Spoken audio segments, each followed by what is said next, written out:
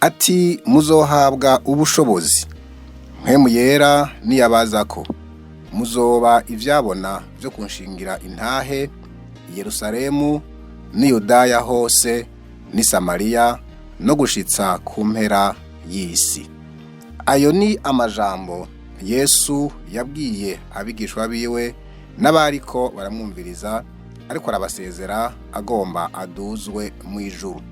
Handitswe ngo amaze kuvuga atyo aduzwa babona igicu kimukura mu maso yabo. Ivyo gusukwa kwa mpwemu yera ku bantu bari mu isi vyari vyarahanuwe n'umuhanuzi Yoweli mu gitabo ciwe igice ca 2 ku murongo wa 28 n'umurongo wa 29, ahavuga ngo hanyuma y'ivyo nzosuka mpwemu wanje kuba ari n'umubiri bose, abahungu banyu n'abakobwa banyu bazovugishwa nanje, n'abatama banyu bazorota inzozi, n'imisore yanyu izobona ivyo yeretswe, kandi n'abagurano banje b'abahungu n'abakobwa muri iyo minsi bazosukwako mpwemu wanje. Aya majambo rero yagiye gushitswa Yesu aduze mu ijuru, asezera abigishwa biwe arabwira ati mugende mugume i Yerusalemu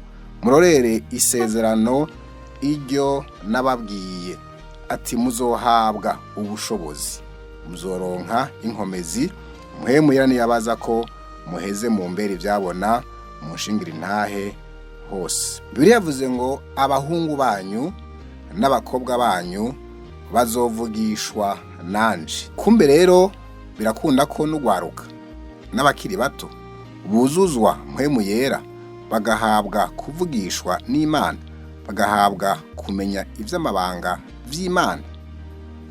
Ego cane. Bibiliya yavuze ngo abahungu n'abakobwa banyu bazovugishwa nanje. Yaradondaguye abantu bose.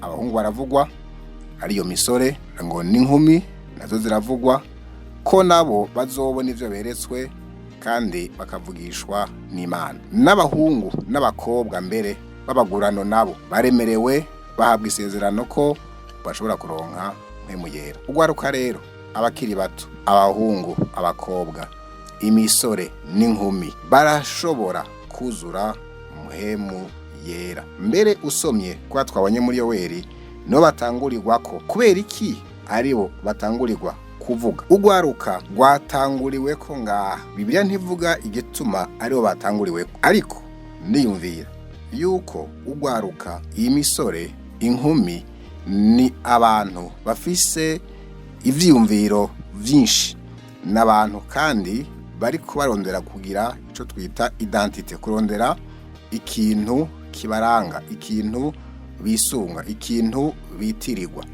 Abo rero bari ahantu bumva bakeneye ikintu co bashigikira kikabereka ko bafite ico bashoboye gukora mu bantu kandi ashobora no gukorera Imana. None rero gwaruka, bahungu, bakobwa, namwe misore, namwe nkumi, jambo y'Imana ryavuze ngo muzohabwa ubushobozi, muzohabwa mpwemu yera. Umusore arashobora kuzura ubushobozi bwa mpwemu yera, n'inkumi nuko. Kubera iki none umuntu akeneye ubwo bushobozi? Navuze ngo icambere nuko umuntu akeneye ikintu kimuranga. Umuntu arakeneye kumenya neza ndinde, ndiki, nshoboye iki, nokora iki cofasha abantu. Imisore rero n'inkumi babageza aho hantu bifuza, barondera ikintu kibaranga coshobora kwemeza abandi. Mpwemu yera rero twahawe, twemerewe, niwe aduha ubushobozi, akaduha guhagarara muri identite y'umwana w'Imana. Yesu yavuze ngo uwo mpwemu niyaza uwazobigisha. Imisore, inkumi n'abantu bari kubarondera ivyo kumenya cane, kandi ni vyiza ko n'uno munsi uri kuriga amashure urondera ubumenyi, urondera gutahura, urondera kumenya neza. Ariko kandi mpwemu yera niwe mwigisha mukuru. Uko mwigisha mukuru twa mpwemu yera, wewe aduha no kwinjira mu mutima w'Imana, tukamenya ibiri mu mutima w'Imana. Yesu yavuze kandi ati uwo mpwemu azogenda mu mutima w'Imana, azana amabanga ayabamenyesha. Murumva ubwo bumenyi ngene bungana bukomeye duhabwa n'uwo mpwemu w'Imana, aja mu mutima w'Imana akazana amabanga akayakuzanira. Mpwemu yera n'ubushobozi buguha kurengera ivyo wohagararamwo wibaza ko ushoboye. Muhema gushoboza ibirengeye ivyo wiyumvira. Muhemo kandi akuba hafi mu bihe vyose kuko uwo n'umusista n'umwitsa n'ubana natwe kandi uwo nawe aduha kumenya no gukora ivyo Imana igomba. Ati muzohabwa ubushobozi. Wumva udakeneye ubushobozi weho? Menya rero ko ari isezerano ryawe. Mbega none ubwo bushobozi woburonka gute? Abantu benshi, imisore myinshi, inkumi nyinshi bati mbega tworonka ubwo bushobozi gute? Isezerano Yesu yavuze ngo nimwankunda muzokwitondera ivyagezwe vyanje. Niyo nzira rero nico utegezwa guherako. Itondere ijambo ry'Imana. Shira mu ngiro ivy'ijambo ryiwe rivuga.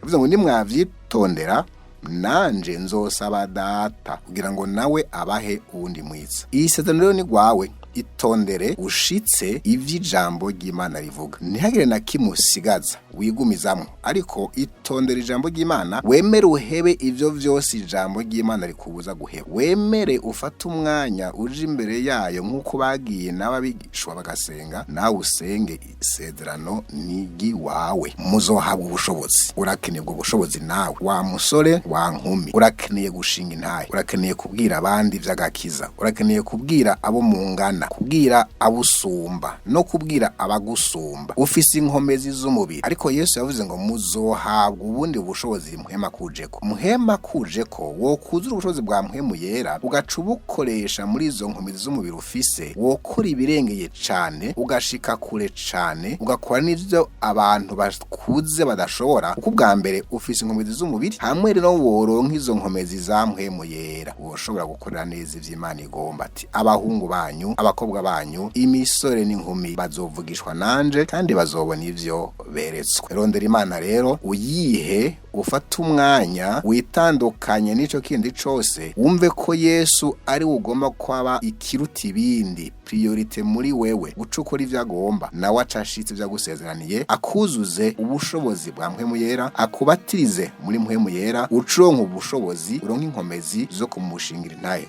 Ubwo wabuca buhera. Ivyo rero ndabiko ndababwira nivyo nanje niboneye ko nujujwe muri Mpwemu Yera ndi muto, mfise imyaka 14. Ngiye gutangura umwaka w'indwi naramaze kubatirizwa muri Mpwemu Yera. Ivyo rero vyampaye gutahura neza ijambo ry'Imana, vyampaye guhagarara neza, vyampaye gushinga intahe, vyampaye kwitandukanya n'ivyaha vyose, kandi vyampaye kwitandukanya n'abatizera. Bimpa kandi gushinga intahe no guhagarara no kubwira abandi ivy'ubutumwa bwiza. Na wewe wemeye kurondera Imana ukuzura Mpwemu Yera, ushobora gushinga intahe neza Yesu, umukorere mukuri, kandi Yesu azogukoresha ivy'ubuhizi narijya ugifise imyaka mike, narijya ukiri muto, kugira ngo ushobore gushika kure naho abandi batoshika. Yesu aguhezagire. Uyu munsi mukuru mwiza wa Pentecote urondere nawe kuzura ubushobozi bwa Mpwemu Yera, Imana igukoresha ivy'ubuhizi. Yesu Kristo aguhezagire. Mwari kumwe na mwene so François Ntiranyibagire.